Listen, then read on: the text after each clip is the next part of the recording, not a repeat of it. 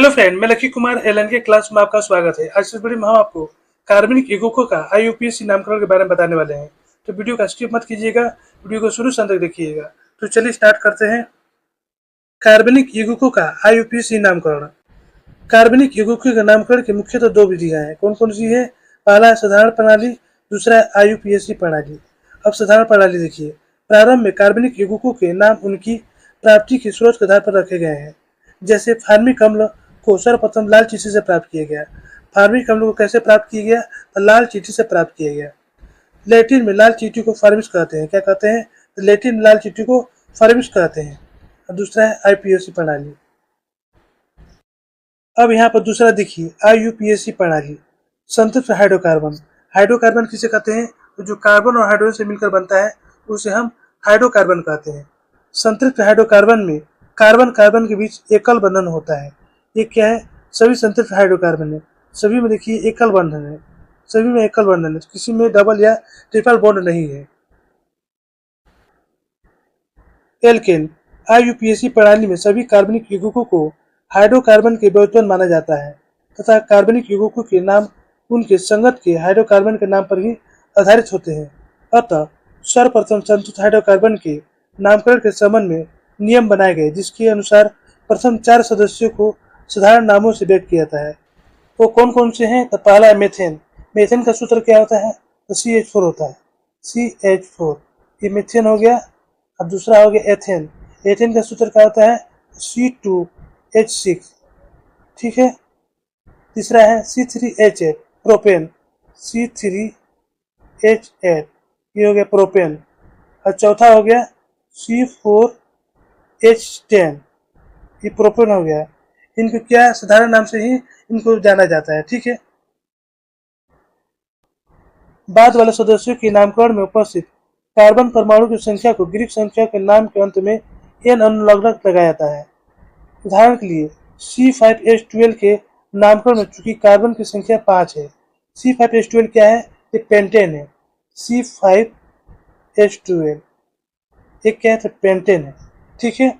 इसमें कार्बन कितने थे? कार्बन 5 है। ठीक है। 4 सदस्यों को छोड़कर, किसको छोड़कर? मेथेन, एथेन, प्रोपेन, ब्यूटेन को छोड़कर इनको सामान्य नाम से ही पुकारा जाता है। जबकि उसके बाद जितने हैं, पेंटेन हो गया, हेक्सेन हो गया, उसमें क्या किया जाता है? एन जोड़ दिया जाता है। तो ग्रीक में 5 को पेंटा कहा जाता है। ये जो 5 है इसको पेंटा कहा जाता है।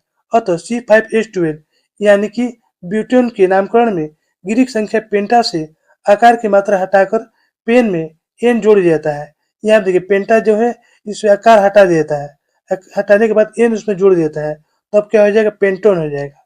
इसे हम क्या कहेंगे? पेंटेन कहेंगे। उसके बाद हेक्सेन कहेंगे। सब में क्या होता है? एन जोड़ दिया जाता है। एल्केन का सामान्य सूत्र CnH2n+ होता है। एल्केन समूह। एल्केन के अणु सूत्र में हाइड्रोजन परमाणु को हटाने के फलस्वरूप प्राप्त समूह को एल्किल समूह कहते हैं। ठीक है। अब यहाँ पे देखिए CH3, यहाँ भी CH3 है। ठीक है। यहाँ पे देखिए CH3, आप यहाँ पर CH2 हो गया, यानी कि यहाँ पर हाइड्रोजन जो हट चुका है, इसे हम क्या कहेंगे? एथिल समूह कहेंगे। एल्किल समूह के नामकरण में इनके संगत के एल्केन के नाम से एन हटाकर ईल अनुलग्न जोड़ दिया जाता है। अब यहाँ पे देखिए L+N, इसको एन को हटा दिया गया है और इल को जोड़ दिया गया है, तो क्या हो गया है? एल्किल हो गया है। इसमें देखिए मेथ+N, इसमें एन को हटा दिया गया है और इल को जोड़ दिया गया है, तो क्या हो गया? ये मेथिल हो गया है। ठीक है। एल्किल समूह आर का सामान्य सूत्र CnH2n+1 होता है। कुछ संतृप्त हाइड्रोकार्बन एल्केन ऐसे भी होते हैं जिनके कार्बन परमाणु की पार्श्व श्रृंखला जुड़ी होती है, इस प्रकार की श्रृंखला से जुड़ी होती है। इस प्रकार की यौगिकों के नामकरण में सबसे लंबी और लगातार कार्बन श्रृंखला चुनी जाती है। कार्बन श्रृंखला में कार्बन परमाणु को एक सिरे से दूसरे सिरे तक संख्याओं द्वारा व्यक्त किया जाता है। इस प्रकार से व्यक्त किया जाता है। यहाँ पर देखिए 1 लिखा है, यहाँ पर 2, 3, 4, 5, 6, इस प्रकार की संख्याओं से इसको व्यक्त किया जाता है। संख्या क्रम उस सिरे से प्रारंभ किया जाता है जो पार्श्व श्रृंखला के सबसे निकट हो। ऊपर के संरचना सूत्र में 6 कार्बन की लंबी श्रृंखला है। कितनी है? तो 6 कार्बन की लंबी श्रृंखला है। अतः यह यौगिक 6 कार्बन के संतृप्त हाइड्रोकार्बन हेक्सेन का व्युत्पन्न माना जाएगा। किसका माना जाएगा? तो हेक्सेन का व्युत्पन्न माना जाएगा। ऊपर की संरचना में कार्बन श्रृंखला में कार्बन का अंकन बाएं सिरे से दाएं सिरे की ओर किया गया है तथा तीसरी कार्बन पर मेथिल CH3 समूह जुड़ा हुआ है। अतः इस यौगिक का नाम 3 मेथिल हेक्सेन होगा। ध्यान रहे कि संख्या तथा अक्षर के बीच डैश दिया जाता है। क्या दिया जाता है? संख्या और अक्षर के बीच डैश दिया जाता है तथा मेथिल और हेक्सेन शब्दों को सटाकर लिखा जाता है। मेथिल और हेक्सेन जो शब्द है इसको सटाकर लिखा जाता है।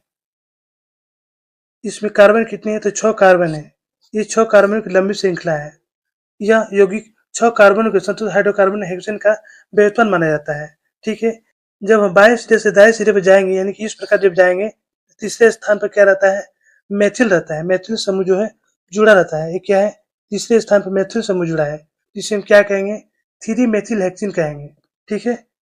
यहाँ पे देखिए सभी संख्या और अक्षर के बीच में क्या जुड़ा हुआ है? डैश से जुड़ा हुआ है, डैश। ठीक है। इसे हम क्या कहते हैं? इसे हम 3 मेथिल हेक्सेन कहते हैं। इसको कभी भी सटा कर लिखा जाता है। ठीक है।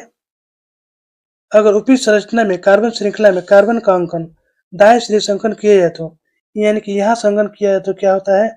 नाम गलत होगा। पार्श्व श्रृंखला के रूप में मेथिल समूह का स्थान कार्बन 3 के बदले 4 पर दिखाना गलत होगा, यानी कि यहाँ पर दिखाना गलत होगा। ये क्या हो जाएगा? 4 मेथिल हेक्सेन हो जाएगा, जो कि गलत होगा। तो दोस्तों यहीं पर हमारा वीडियो समाप्त होता है। यदि हमारा वीडियो आपको अच्छी लगती हो तो लाइक सब्सक्राइब जरूर कीजिएगा, बेल आइकन जरूर दबाइएगा, जिससे नई वीडियो को नोटिफिकेशन आपको मिलता रहे। धन्यवाद।